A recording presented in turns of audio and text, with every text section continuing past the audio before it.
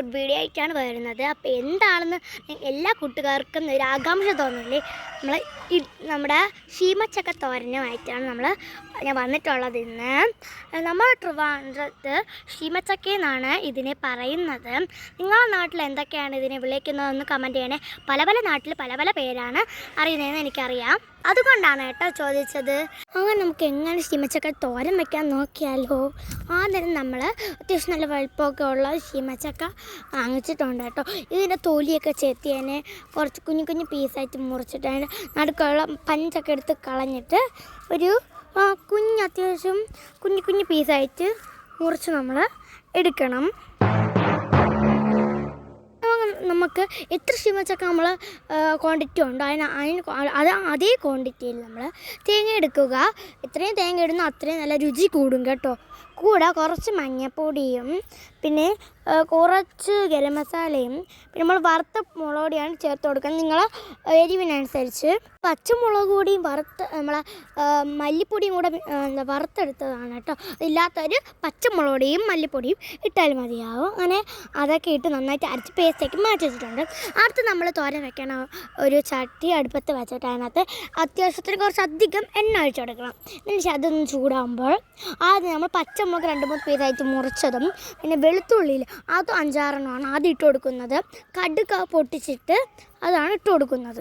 കടുകും വറ്റൽമുളകും ഇതും കൂടെയാണ് ഒരുമിച്ച് ഇട്ട് കൊടുക്കുന്നത്. എന്നിട്ട് നന്നായിട്ടൊന്ന് മിക്സ് ചെയ്ത് ആ ഉള്ളിയൊക്കെ ഒന്ന് വരണ സമയം കൊണ്ട് നമ്മൾ അപ്പുറത്ത് അത്യാവശ്യം ഒരു കൈ നിറയെ ചെറിയ ഉള്ളിയില്ലേ അതിൻ്റെ തൊലിയൊക്കെ ചെത്തി 2-3 പീസായിട്ട് മുറിച്ചതും പിന്നെ നമ്മുടെ സവാളയില്ലേ അതും കുനുകുനാന്ന് അരിഞ്ഞതും കൂടെ നമ്മൾ അരിഞ്ഞു വെച്ചിരുന്നതിനെ അതിനെ എടുത്തിട്ട് കൊടുത്തതിന് ശേഷം കുറച്ച് കരിവേപ്പിലയും കൂടെ തുവട്ട് നന്നായിട്ടൊന്ന് മിക്സ് ചെയ്തുകൊണ്ടിരിക്കണം. ആ ഉള്ളിയൊക്കെ ഒരു ബ്രൗണിഷ് കളറായി വേവുന്നവരെ വെയിറ്റ് ചെയ്യണം കേട്ടോ. അതിനുശേഷം ഈ ഉള്ളിയൊക്കെ വേവാനായിട്ടും അതിന് വേണ്ടി നമ്മൾ ഉപ്പ് ഇട്ട് കൊടുക്കണം. എന്നിട്ട് നമ്മൾ വീണ്ടും നന്നായിട്ട് മിക്സാണ് ചെയ്ത് കൊടുക്കുന്നത്.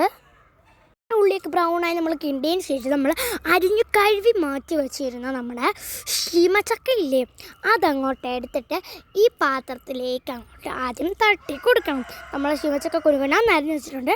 അതെല്ലാം കൂടെ നമ്മൾ കുറച്ചായിട്ട് നമ്മൾ ഇട്ട് കൊടുക്കുന്നുണ്ട്. എന്നിട്ട് വീണ്ടും നന്നായിട്ട് അങ്ങോട്ട് മിക്സ് ചെയ്താണ് കൊടുക്കുന്നത്.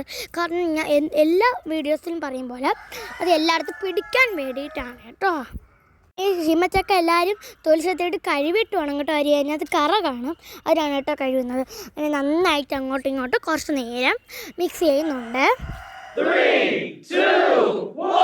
ഉപ്പൊക്കെ നമ്മൾ നേരത്തെ ഇട്ട് കൊടുത്തോട്ട് വേറെ ഉപ്പൊന്നും ചേർക്കേണ്ട ആവശ്യമായിട്ട് ഇല്ല. നമ്മൾ അടച്ച് വയ്ക്കണം. ഇത് നന്നായിട്ട് ഈ വെളിച്ചെണ്ണയിൽ കിടന്ന് തന്നെ നന്നായിട്ട് വേവണം കേട്ടോ. വെളിച്ചെണ്ണയിൽ കിടന്നതിന് നന്നായിട്ട് വേവണം. വെള്ളമൊന്നും ഒഴിച്ച് കൊടുക്കേണ്ട ആവശ്യമില്ല. ഒന്നും മാറി കൂട്ടിക്കളയരുത്. സിമ്മിലിട്ട് വേണം അത് എണ്ണ കൊണ്ട് നന്നായിട്ട് വേവ്. അതിനുശേഷം വെന്ത് കഴിയുമ്പോൾ നന്നായിട്ട് വീണ്ടും മിക്സ് ചെയ്തതിന് ശേഷം നമ്മൾ അരച്ച് മാറ്റി വെച്ചിട്ടുള്ള പേസ്റ്റില്ലേ അത് മുഴുവൻ ഒന്ന് തട്ടിക്കൊടുത്തതിന് ശേഷം വീണ്ടും നമ്മൾ നന്നായിട്ട് അങ്ങോട്ട് മിക്സ് ചെയ്ത് കൊടുക്കണം. ഇപ്പോൾ തന്നെ നമ്മുടെ ഏകദേശം ശീമച്ചക്ക തോരൻ്റെ ലാസ്റ്റ് ഘട്ടത്തിൽ വരെ എത്തിയിട്ടുണ്ട്. ഇനി നന്നായിട്ട് നമ്മൾ നേരത്തെ പറഞ്ഞ പോലെ മിക്സ് ചെയ്യണം. അതിന് മുമ്പ് ഈ ശീമച്ചക്കയ്ക്ക് നമ്മൾ ഇട്ടതിനെക്കാട്ടി തുപ്പുരം കൂടെ ഉപ്പ് വേണമെന്ന് നിങ്ങൾ ടേസ്റ്റ് ചെയ്ത് നോക്കിയിട്ട് തോന്നിയാൽ നമ്മൾ അരപ്പ് തട്ടിയതിൻ്റെ കൂടെ അത്യാവശ്യത്തിന് കുറച്ച് ഉപ്പും കൂടെ ചേർത്തതിന് ശേഷം വീണ്ടും നന്നായിട്ട് അങ്ങോട്ട് മിക്സ് ചെയ്ത് കൊടുക്കണം. ഈ അരപ്പും എല്ലായിടത്തും അങ്ങോട്ട് പിടിക്കണ്ടേ, അതുകൊണ്ട് നന്നായിട്ട് മിക്സ് ചെയ്ത് കൊടുക്കണം. നന്നായിട്ട് മിക്സ് ചെയ്തതിന് ശേഷം ഒരു 15 മിനിറ്റത്തേക്ക് വീണ്ടും അടച്ചു വെച്ചിട്ട് സിമ്മിലിട്ട് അങ്ങോട്ടും ഇങ്ങോട്ടൊന്ന് മിക്സ് ചെയ്ത് കൊടുക്കണം. അതിന് ശേഷം അങ്ങോട്ട് ഫ്ലെയിം ഓഫ് ചെയ്തെടുത്തോണ്ടല്ലോ നമ്മൾ അടിപൊളി ശീമച്ചക്ക തോരൻ ഇവിടെ റെഡി ആയിട്ടുണ്ട്. രുചികരവും അതുപോലെ തന്നെ പെട്ടെന്ന് ഉണ്ടാക്കാൻ പറ്റുന്നതാണ് നമ്മുടെ ഈ ശീമച്ചക്ക തോരൻ എന്ന് പറയുന്നത്. അപ്പോൾ എല്ലാവരും വീട്ടിൽ ശീമച്ചക്ക വാങ്ങിച്ചു നോക്കണം. ഈ തോരൻ ഒന്ന് ഉണ്ടാക്കി നോക്കണം. നല്ല അടിപൊളി രുചിയായിരിക്കും. ചോറിന് എല്ലാ വീഡിയോസിൽ പറയുന്ന പോലെയല്ല, ചോറിന് ഒരു കറി ഉണ്ടെങ്കിൽ നമ്മൾ ചോറ് തിന്നാൻ തോന്നില്ല. കാരണം ഇതിങ്ങനെ പറക്കി പറക്കി തിന്നുകൊണ്ടിരിക്കാൻ തോന്നും. അത്രയ്ക്ക് രുചിയാണ്. അപ്പോൾ എല്ലാവരും ഒന്നും ഉണ്ടാക്കി നോക്കണേ തീർച്ചയായിട്ടും.